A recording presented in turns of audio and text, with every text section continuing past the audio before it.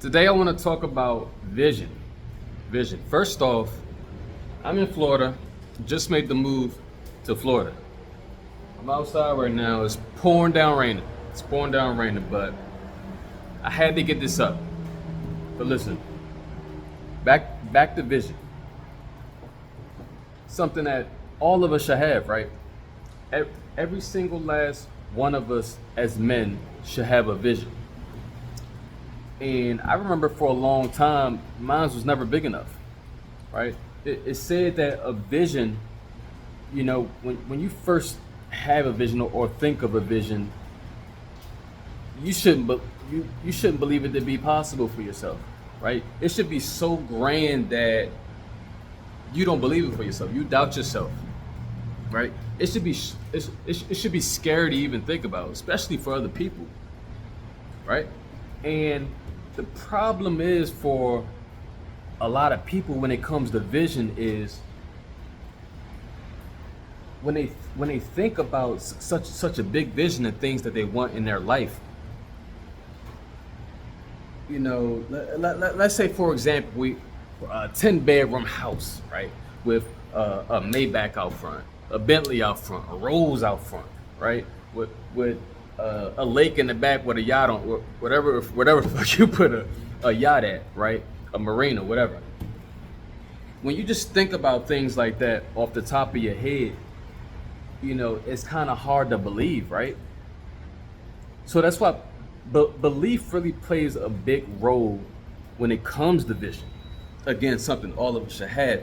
All of us may have a vision, but we don't all have that belief system, that self-worth. And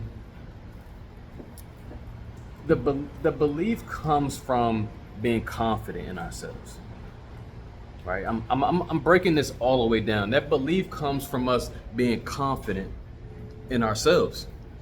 And to be confident, it's a compound word. It means, confidence means to confide. Self-confidence means to confide in oneself, right? But the problem is we made so many promises, so many small commitments to ourselves that we break for whatever reason, that we lose self-respect. We don't believe in ourselves because we broke so many small promises and commitments, right? And it fucks with yourself, your consciousness in a way, right? That when you think about something grandeur, you don't really, it's hard to believe it for yourself because of what you did to yourself. Yeah, it may have been indirect, but you damaged yourself in a way by not holding your word as a man to so many small promises and commitments that you made, not just to other people, but mostly to yourself. Mostly to yourself.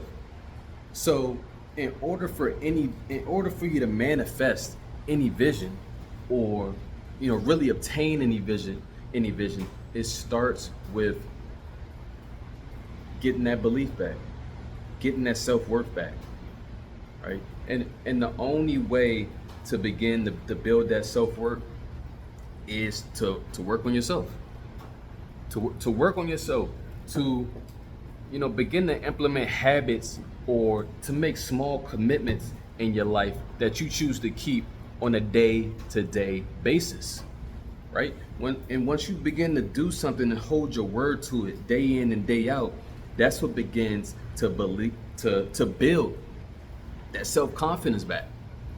And then once you can confide in yourself again from holding your word to yourself, let's say for example, you tell yourself you're gonna work out every day, right? What you're doing is you're building that self-confidence that you damaged in the past. You're building that back up, right? Now you got your self-confidence back because you've been holding your word to yourself. And the byproduct of that is you being in shape. When ultimately it was the purpose behind it that drove you to be in shape, right? That's why I don't really talk about fitness a whole lot, because most people who are in shape, there's a lot of purpose behind what they're doing. right? But in our case, we're building our self-confidence back. We're building our self-respect back. We're building our self-worth back. So that, you know, when we go to think about a vision that we have for our lives, it doesn't seem out of touch. It doesn't seem out of touch because we know we've done the work on ourselves that makes us worth whatever we're looking for.